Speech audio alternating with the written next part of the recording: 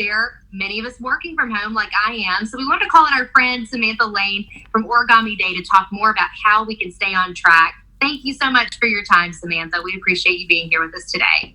Thank you for having me. I always love chatting with you guys. And look, we get to learn new skills with video chatting. It's so fun. Right. It's a lot has changed, but you're helping us stay on track, because I know I've struggled with this. Just the initial change of being at home and in a different environment, that can be overwhelming for folks. Yes, for sure. So I have actually seen a little bit more demand in my world since all of that, just because people are kind of in this new world of, wait, how do I stay productive when my plans keep changing? And that's really a struggle. And I think for a lot of us, structure is good for us. And so suddenly finding ourselves with a lot less structure and maybe a lot more stimulation, it can be really challenging to know exactly what we need to do to kind of keep all the balls in the air. Yeah, absolutely. Let's first talk about where we get started, because you were telling me before we started this interview that we have to think about ourselves too, and sort of how we react to change to get us started. Yeah, so a couple of things to help people who are maybe in this new norm is the reality is we work off of energy, and so sometimes effective time management really comes down to effective energy management. And so what is draining us and what is recharging us?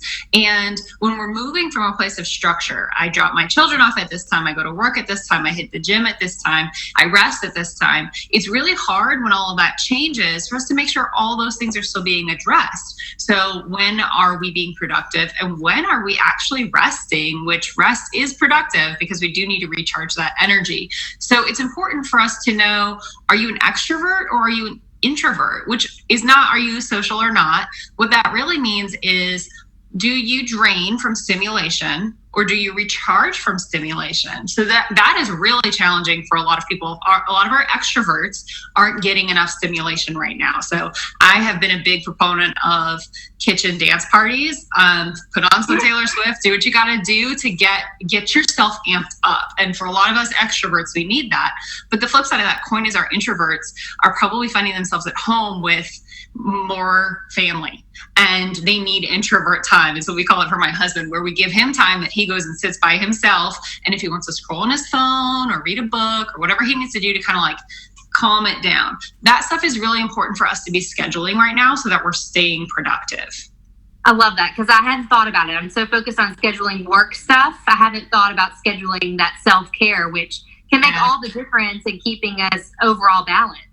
Absolutely. We really need to charge our batteries. And I've said this before, and I will say it again. You would not charge your cell phone constantly or use your cell phone constantly without charging it. So we can't do that to ourselves, especially right now when a lot of us are really tired and overstressed. Right. All right. We've got about a minute left. What would be your piece of advice or takeaway for folks who are saying, can I keep doing this? I'm kind of at my wit's end. Where would you send them, in what direction?